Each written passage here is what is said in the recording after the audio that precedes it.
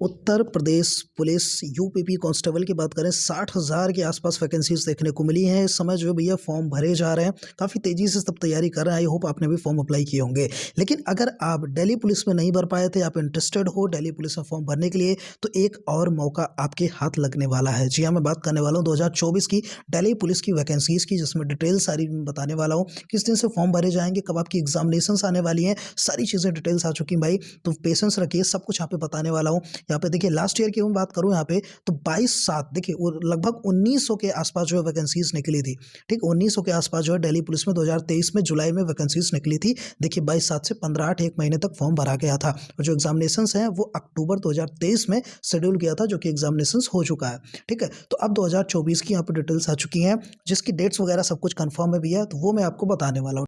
तो भाई सबसे पहले यहाँ पे सैलरी की बात कर लेते हैं कि सब इंस्पेक्टर जीडी सीएपीएफ की अगर मैं बात करूँ, या फिर सब इंस्पेक्टर एग्जीक्यूटिव की मैं बात करूँ यहाँ पे, तो मेल और फीमेल की कितनी ज़्यादा सैलरीज होती हैं। देखिए ग्रुप बी के हिसाब से सैलरी यहाँ पे देखने को मिलती है लेवल 6। ठीक है, ये जो वैकेंसीज हैं ग्रुप बी के अंडर में आती हैं, नॉन गजेटेड पोस्ट पे आती हैं, नॉन मिनिस्ट्रियल पोस्ट होती हैं, और लेवल 6 के हिसाब से यहाँ पे सैलरी मिलती है। अलाउंसेस भी आप जोड़ लीजिएगा, सैलरी इंक्रीज होती है। लेकिन सिर्फ और सिर्फ अगर हम यहाँ पे बेसिक पे की बात कर लें यहाँ पे, तो यहाँ पे 35,400 से लेके जो इंक्रीमेंट वगैरह होता है 1,12,000 तक सैलरी जाती है। ठीक है, सेम आपको सब इंस्पेक्टर इन एग्जीक्यूटिव में देखने को मिल जाता है, जो कि ग्रुप सी के अंतर्गत आती है। ठीक है, तो यहाँ पे दो, एक ग्रुप बी और एक ग्रुप सी के हिसाब से 2 पोस्ट यहाँ पे निकाली जाती हैं। सिटीजनशिप ऑफ इंडिया अगर आप हैं तो आप भर सकते हैं। नेशनलिटी होना चाहिए भैया, कहीं से भी अगर इंडिया से आप अप्लाई कर सकते हैं। चलिए एज लिमिट की बात कर लेते हैं, तो एज लिमिट आपकी 20 से 25 साल जो है मिनिमम मांगी जाती है। ठीक है, अब बात कर लेते हैं यहाँ पे 1998 2/8/1998 के पहले अगर हम बात करें, अगर आप हैं आपकी एज, तो आप नहीं भर सकते हैं। उसके बाद वाले जो हैं वो यहाँ पे अप्लाई कर सकते हैं। ठीक है, तो 20 से 25 साल जो है आप लोग यहाँ पे एज होनी चाहिए, ये मोटा मोटा आप मान के चलिए, और ये चीज़ आपको ध्यान में रखना है। देखिए कुछ रिलैक्सेशंस भी होते हैं, ऐसा नहीं है। यहाँ पे जैसे SC/ST की बात कर ले 5 साल का मिल जाता है, OBC वालों को 3 साल का मिल जाता है, और जो यहाँ पे एक्स सर्विसमैन होते हैं उनको 3 साल का, उनको भी रिजर्वेशन देखने को मिल जाता है। कि एक मोस्ट इंपॉर्टेंट चीज़ आप ये चीज़ जान लीजिए कि जैसे कुछ लोग यहाँ पे होते हैं ना, कहते हैं कि सर मैं यहाँ पे BSc की डिग्री, मतलब कोई भी आप अगर ग्रेजुएशन की डिग्री अपीयरिंग में हो, तो भाई साफ तौर पे यहाँ पे लिखा हुआ है। देखो सबसे पहले तो रिकॉग्नाइज यूनिवर्सिटी से अगर आप कर रहे हो तो काफ़ी अच्छी बात है भैया, मुबारक हो यहाँ पे। और दूसरी चीज़, a candidate who have appeared and their bachelor's degree और इक्विवेलेंट एग्जामिनेशंस अगर है, तो आप अप्लाई कर सकते हो भैया, ये चीज़ जान लो। ठीक है, अगर आप अपीयरिंग में हो लास्ट फाइनल ईयर में, तब भी आप भर सकते हो, या अगर आप पास कर सके हो तब भी भर सकते हो, मतलब दोनों केस में आप एलिजिबल हो फॉर्म भरने के लिए। तो भाई सबसे ज़्यादा इंपॉर्टेंट चीज़, तो इसको ध्यान से ज़रूर देखिएगा। जैसे जो लोग यहाँ पे मेल्स वाले, मेल लोग यहाँ पे ध्यान दीजिएगा। देखिए for the post of sub inspector in Delhi police for male candidate, अगर आप सब इंस्पेक्टर के लिए भर रहे हो दिल्ली पुलिस में, मेल कैंडिडेट्स की बात करें, तो ड्राइविंग लाइसेंस होना चाहिए, जिसमें कि मोटरसाइकिल एंड कार दोनों का होना चाहिए। ठीक है, कब फिजिकल एंड्योरेंस मीन्स जब आपकी जो फिजिकल फिटनेस वाली जो टेस्ट होते हैं उसके पहले ही सब कुछ बन जाना चाहिए। अगर नहीं है तो उसके आप सिर्फ और सिर्फ CAPF में ही एलिजिबल माने जाओगे, उसी पोस्ट के लिए सिर्फ आप अप्लाई कर पाओगे, और फिजिकल जो कुछ है वो दे पाओगे। ठीक है, तो ये ध्यान रखिएगा, जिसके पास नहीं है वो सिर्फ CAPF में ही जा पाओगे, और अगर आप बनवा लेते हो तो काफ़ी अच्छी बात है, तब आप दोनों पोस्ट में अप्लाई कर सकते हो। देखो फॉर्म की फ़ीस की बात कर लें तो 100 रुपये फॉर्म का फ़ीस होता है, SSC वाले जनरली होता है, आप जानते हैं 100 रुपये फॉर्म की फ़ीस हो जाएगी। अब चलिए एक स्कीम ऑफ एग्जामिनेशन हम बात कर लेते हैं। ठीक है, अब देखिए जो पेपर है आपका, paper 1 and physical standard test आपका होगा, जिसको PST कहते हैं, और फिर फिजिकल एंड्योरेंस टेस्ट होगा, जिसको PET कहते हैं। फिर paper 2 and detailed medical examination आपका होने वाला है। ठीक है, हम आपको बता दें जो पेपर 1 होता है भाई, वो यहाँ पे CBT होता है, कंप्यूटर बेस्ड टेस्ट होते हैं। पेपर 2 की अगर हम बात कर ले यहाँ पे, तो वो डिस्क्रिप्टिव होता है। ठीक है, फिर मेडिकल एग्जामिनेशन होता है, जिसमें कि आपकी PST हो गया, और आपका जो है PET होता है। ठीक है, वो अभी आगे हम बात करेंगे, लेकिन उससे पहले यहाँ पे हम बात कर लेते हैं जो यहाँ पे नॉर्मली जो है आपका एग्जामिनेशन स्कीम है। ठीक है, पेपर 1 की अगर बात करें तो 4 सब्जेक्ट देखने को मिलते हैं। ठीक है, जनरल इंटेलिजेंस, इसमें कि रीजनिंग भी रहता है, जनरल नॉलेज एंड अवेयरनेस भी रहता है, क्वांटिटेटिव एप्टीट्यूड्स भी होते हैं, और इंग्लिश कॉम्प्रिहेंसर होते हैं। सारे में भैया 50-50 क्वेश्चन आपको देखने को मिल जाएंगे, और एक क्वेश्चन 1 नंबर का होता है। ठीक है, तो टोटल आपको 120 मिनट देखने को मिल जाते हैं। ठीक है, मतलब कि 200 क्वेश्चन और 120 मिनट। ठीक है, अब आपको अंदाजा लगाना है कितने सेक्शन में आपको कितना टाइम देना पड़ेगा। ठीक है, चलिए पेपर 2 की अगर हम बात कर लें भाई, तो पेपर 2 में आप देखिए कि इंग्लिश लैंग्वेज एंड कॉम्प्रिहेंशन देखने को मिलता है सिर्फ। ठीक है, 200 क्वेश्चन रहेंगे यहाँ पे, और 200 मार्क्स के होने वाले हैं, और 120 मिनट वही आपको मिलने वाला है। ठीक है, question in both papers will be the objective multiple choice type. Questions will be set in Hindi and English in part 1, 2 and 3 of paper 1. ठीक है, तो इतनी चीज़ें आपकी क्लियर हो गई। देखो भाई, अब बात करते हैं यहाँ पे नेगेटिव मार्किंग की। जो नेगेटिव मार्किंग भाई वो यहाँ पे होती है 1/3 होती है, ठीक है, ये ध्यान में रखना 1/3 की नेगेटिव मार्किंग होती है। और दूसरी चीज़, यहाँ पे पेपर एक दिन में नहीं होते हैं, कई दिन में यहाँ पे होते हैं, कई शिफ्ट में होते हैं, तो इस वजह से यहाँ पे नॉर्मलाइजेशन भी देखने को मिल जाता है। तो नॉर्मलाइजेशन का जो फॉर्मूला है भाई वो यहाँ पे PDF में देखने को मिल जाएगा, जो कि मैं आपको टेलीग्राम में डाल दूंगा, तो इसको आप लोग जाके देख सकते हैं कि कैसे कैसे मिलेगा। अब देखिए NCC की बात कर लें, जिनके पास NCC है भाई उनको थोड़ा सा फायदा यहाँ पे होने वाला है, क्योंकि अगर NCC C सर्टिफिकेट है तो 10 मार्क्स आपको जो है 5% ऑफ मैक्सिमम मार्क्स जो है बोनस मार्क्स दिया जाएगा। NCC अगर B सर्टिफिकेट है तो 6 नंबर, और NCC का A सर्टिफिकेट है तो 4 नंबर जो है मैक्सिमम मार्क्स आपको दिया जाएगा, ठीक है। तो ये चीज़ आपको ध्यान में रखना है कि अगर आपके पास NCC है तो आप ज़रूर अप्लाई करिएगा, जिससे थोड़ा सा छूट आपको मिल जाएगा।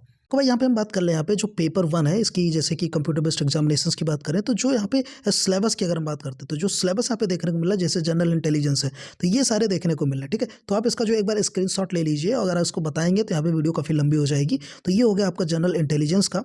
फिर यहाँ पे हम बात कर लेते हैं कि जनरल नॉलेज का, आप देख सकते हैं, इसका स्क्रीनशॉट ले लीजिए। एंड क्वान्टिटेटिव एप्टीट्यूड्स के भी देखने को यहाँ पे मिल जाते हैं, ठीक है।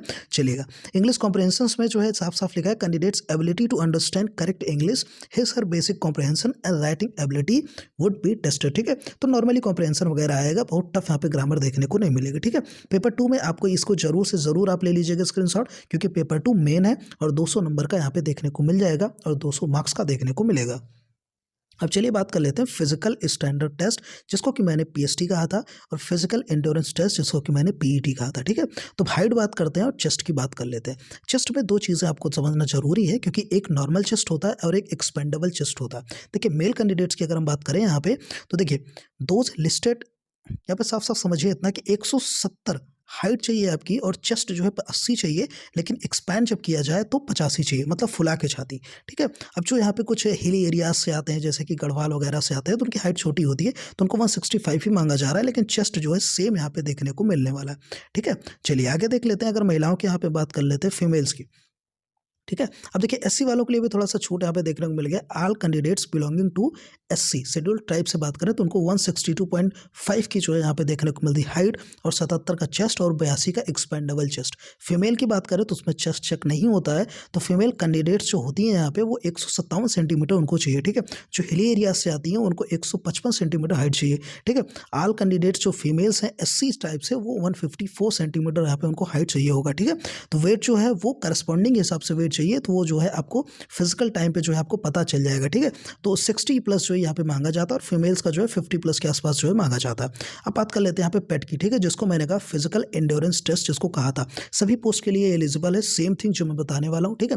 देखिए, सबसे पहले 100 जो मेल्स कैंडिडेट्स हैं उनको 100 मीटर की रेस होती है, 16 सेकंड में दौड़ना होता है, मतलब 1.6 किलोमीटर रेस 6.5 मिनट्स में दौड़ना पड़ेगा, ठीक है। लॉन्ग जंप तो है यहाँ पे 3.6 मीटर इन 3 चांसेस, 3 चांस मिलते हैं आपको लॉन्ग जंप के लिए। हाई जंप के लिए भी 3 चांस, और शॉर्ट पुट के लिए भी 3 चांस, ठीक है।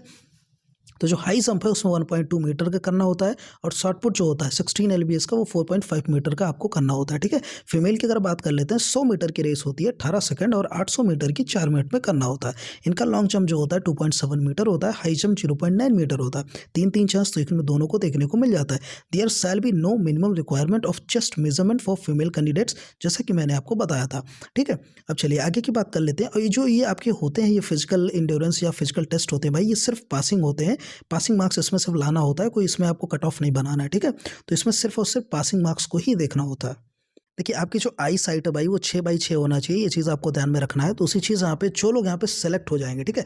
एक चीज़ और ध्यान दीजिएगा, जब पेपर 1 आप क्वालिफाई करते हो, क्वालिफाइंग मिनिमम जो है 30% होता है, ठीक है, जनरल के लिए। अभी नीचे मैं आपको बताने वाला हूँ, अगर क्वालिफाई करते हो तभी आप जो है पेपर 2 के लिए जाते हो, ठीक है।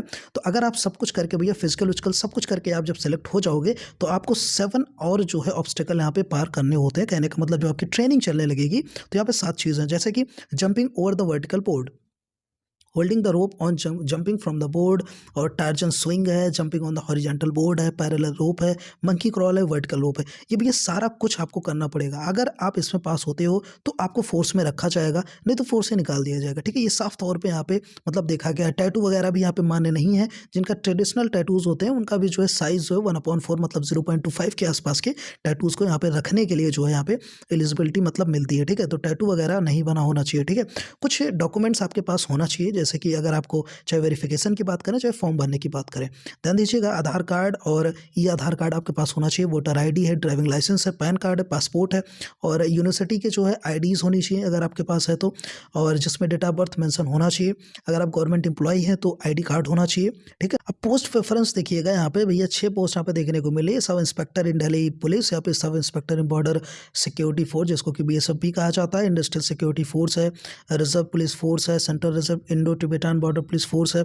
यहाँ सब आप जो है वो जब फाइनली सबको सिलेक्शन हो जाता है तब जो है पोस्ट प्रेफरेंस देखी जाती है, ठीक है। अब चलिए बात कर लेते हैं कि आपके फॉर्म कब से अप्लाई किए जाएंगे, कब तक भरे जाएंगे और आपके एग्जामिनेशंस कब देखने को मिलेंगे। एक चीज़ और जान लीजिए आप, सिलेक्शन की अगर हम बात कर ले यहाँ पे तो 30% आपका होना चाहिए क्वालिफाइंग पेपर 1 जो पास करते हैं आप लोग, उसमें 30% होना चाहिए। जनरल को, ओबीसी के लिए 25% होना चाहिए और जो अदर कैटेगरीज आती हैं उनको 20% आपको लेना पड़ेगा। और बोनस मार्क्स के लिए मैंने आपको बताया था एनसीसी सर्टिफिकेट जिसके पास है जो लगाएंगे उनका फ़ायदा हो जाएगा, ठीक है। तो ये रहा भैया जो है एसएससी का 2024 और 25 का जो एग्जामिनेशन कैलेंडर है, इसमें साफ तौर पे यहाँ पे भैया बताया गया है कि जो सब इंस्पेक्टर की जो पोस्ट है, आप ध्यान से देखिएगा 5वें नंबर पे Delhi police and central armed police forces examination 2024। जो टायर 1 के एग्जामिनेशन की बात करें 15 फरवरी थर्सडे यानी कि 2024 से फॉर्म भरे जाएंगे और 14 मार्च 2024 थर्सडे तक फॉर्म फिल अप होंगे, ठीक है। करेक्शन की विंडोज ओपन होती है तो इसमें टेंशन नहीं लेने का, करेक्शन विंडोज ओपन होगी। और एग्जामिनेशन की बात करें तो मई और जून 2024 के बीच में आपके फॉर्म भरते मिलेंगे, मतलब सॉरी फॉर्म के एग्जामिनेशंस आपके होते मिलेंगे। तो भैया अभी से जुट जाइए आप लोग। अगर आपने यूपीपी भर रखा है तो यूपीपी की तैयारी आप लोग कर रहे हैं, 60,000 के आसपास कांस्टेबल की भर्ती आई हुई है तो, और एसआई की भी कुछ वैकेंसीज आई हुई थी तो काफ़ी अच्छे से तैयारी आपकी चल रही होगी। लेकिन इसकी भी तैयारी आप लोग करते चलिए। फॉर्म जो है आपके फरवरी से भरना शुरू हो जाएंगे और 14 मार्च तक भरे जाएंगे, ठीक है। तो ये डेट आप लोग ध्यान रखिएगा, मई जून में आपके एग्जामिनेशंस होने वाले, ठीक है। चलिए मिलते हैं नेक्स्ट वीडियो में और ऐसे ही वैकेंसीज़ के लिए चैनल को आप लोग सब्सक्राइब कर सकते हो।